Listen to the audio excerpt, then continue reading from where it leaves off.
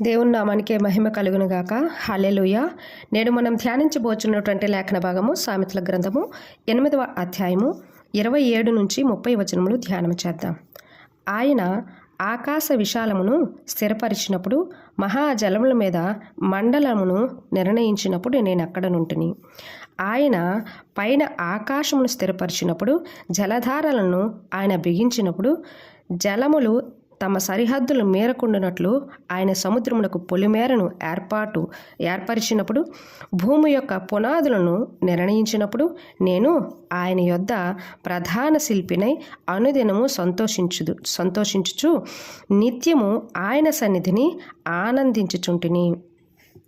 ఈ వాక్యాల్లో ఉన్నటువంటి అర్థాలను కొన్నింటిని పరిశీలన చేద్దాము. ఆకాశము అనగా అంబరము, భూమికి పైగా విస్తరించి ఉన్న విశాలమైనటువంటి ప్రదేశము. స్థిరపరచడము అనగా కదలకుండా, మారకుండా దృఢముగా నిలబెట్టడము స్థిరపరచడము అంటే. మహాజలములు అనగా అపారమైనటువంటి విస్తారమైనటువంటి నీటి సమూహాలు. జలధారలు అనగా నీటి ప్రవాహాలు. బిగించటం అంటే బలపరచటము. సరిహద్దులు అనగా పరిమితులు. మన గ్రామాలకు కానీ, పట్టణాలకు కానీ, పొలాలకు కానీ, ఇళ్లకు కానీ ప్రతిదానికి కూడా ఒక సరిహద్దు అనేది ఉంటుంది కదా, పరిమితులు. సముద్రము అనగా ఉప్పు నీటితో నిండినటువంటి విస్తృతమైనటువంటి నీటి రాశి సంద్రము. అంటే వీటిలో లవణీయత ఎక్కువగా ఉంటుంది కదా, మనం చిన్నప్పుడు నేర్చుకున్నాము. పొలిమేర అనగా చివరి హద్దు. భూమి అనగా పుటమి, నేల, పృథ్వీ. పునాది అనగా ఆధారము, మూలము, దృఢమైనటువంటి ప్రారంభ స్థానము, నిలకడకు కారణమవుతుంది. ఇది ప్రధాన శిల్పి అనగా ముఖ్య రూపకర్త, నిర్మాణానికి సహాయకుడు, ఆలోచనకు కార్యరూపంలో పెట్టేటువంటి వాడు, మూల యోజనకర్త అన్నమాట, సృష్టికి కారణమైనటువంటి వ్యక్తి. సన్నిధి అనగా సమీపము, ఉపస్థితి, ఎదురుగా ఉండటము, ప్రత్యక్షంగా ఉండటము, దగ్గరగా ఉండేటువంటి స్థితి అన్నమాట. వాక్యంలోనికి వెళితే, మునుపటి పాఠంలో జ్ఞానం గురించినటువంటి వివరణ నేర్చుకుంటూనే ఉన్నాము. అయితే ఈ పదాల యొక్క అర్థాలను విశ్లేషించినప్పుడు మనకి ఒక ఆలోచన అయితే రావాలి. ఈ జ్ఞానం ఏంటి, వీటన్నింటి దగ్గర ఉండటం ఏంటి అన్నటువంటి ఆలోచన వస్తుంది కదా. ఆ జ్ఞానమే యేసుక్రీస్తు వారు. నేడు ఉన్నది, నేడు మనము కొలుచుచున్నది, నాడు ఉన్నది, అంటే భూమి పునాది వేయకముందు ఉన్నది ఆయనే అన్నటువంటి విషయము ఈ వాక్యం ద్వారా బయలుపరచబడుతున్నది. అర్థమవుతుందా? మునుపటి పాఠంలో జ్ఞానం గురించి నేర్చుకున్నాము. ఈ పాఠంలో కూడా ఆ జ్ఞానం ఏంటి అన్నది చూద్దాం. దేవుడు మన యందు మంచి చెడులను పెట్టి ఉన్నాడు. మనిషిని సృజించినప్పుడు ఆయన పోలికలో ఆయన యొక్క స్వరూపంలో కని ఉన్నాడు. అంటే మనిషి తనలాగా ఆలోచన చేస్తాడా లేదా, తన నుండి వేరైపోతాడా అన్న ప్రశ్నతో ప్రారంభించి నీవెక్కడా అన్న దగ్గర ముగింపు చూపించాడు.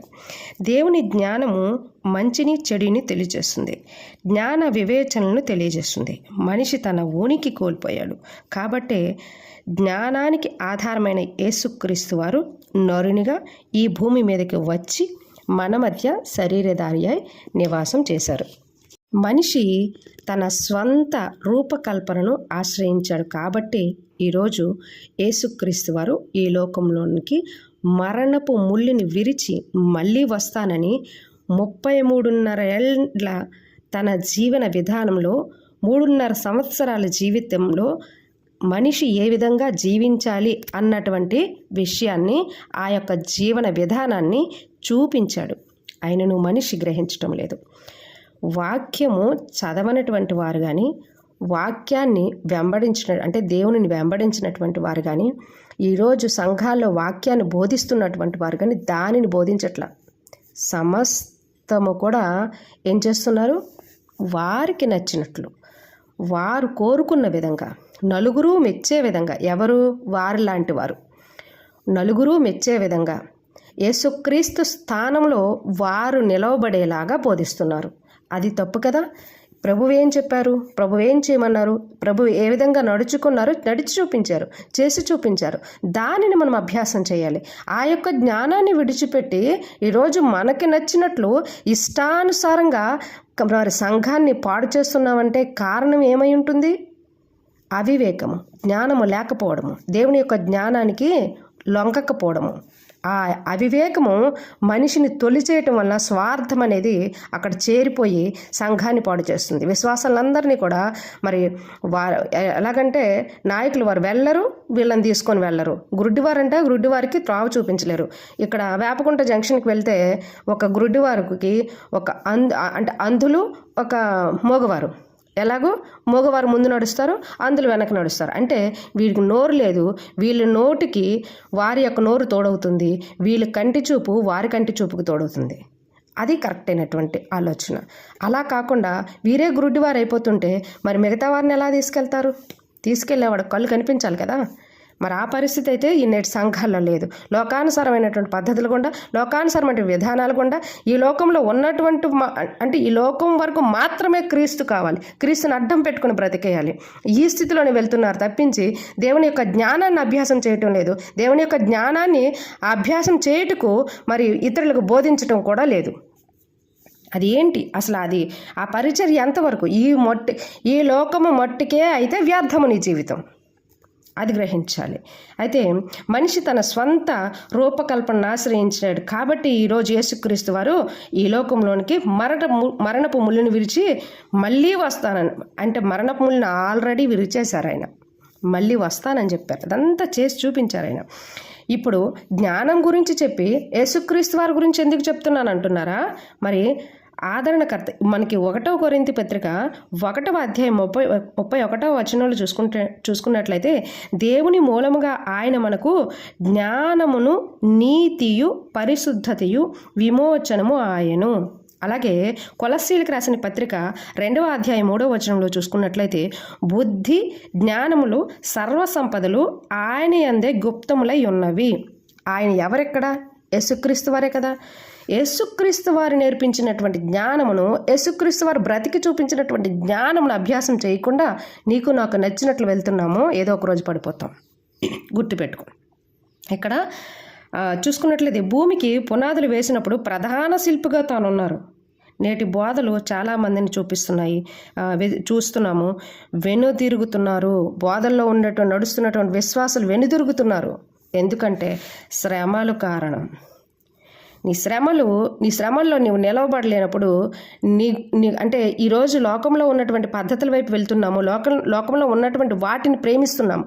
మట్టి పట్టి తుప్పు పట్టిపోయేటువంటి బంగారం కొరకు 22 అంటే 22 క్యారెక్టర్స్, 24 క్యారెక్టర్స్, 18 క్యారెక్టర్స్, 9 క్యారెక్టర్స్ అని చెప్పి వాటికే నువ్వు క్యారెక్టర్స్ దానికి ఉండేటువంటి మలినం వదిలించే విధానానికి నువ్వు వెలకట్టావంటే మరి ఆయన పోలికలో, ఆయన స్వరూపంలో చేసుకున్న దేవుడు నిన్ను ఏ విధంగా వెలకట్టాలి, నీలో ఉన్న మక్కిని ఏ విధంగా వదిలించాలి, ఆ యొక్క విషయాన్ని ఎందుకు గ్రహించటం లేదు? నీకు కలిగిన ప్రతి శోధన, ప్రతి శ్రమ కూడా నిన్ను సరిచేయడానికే అన్నటువంటి విషయాన్ని గ్రహించక వెనుదిరుగుతున్నారు ఈరోజు.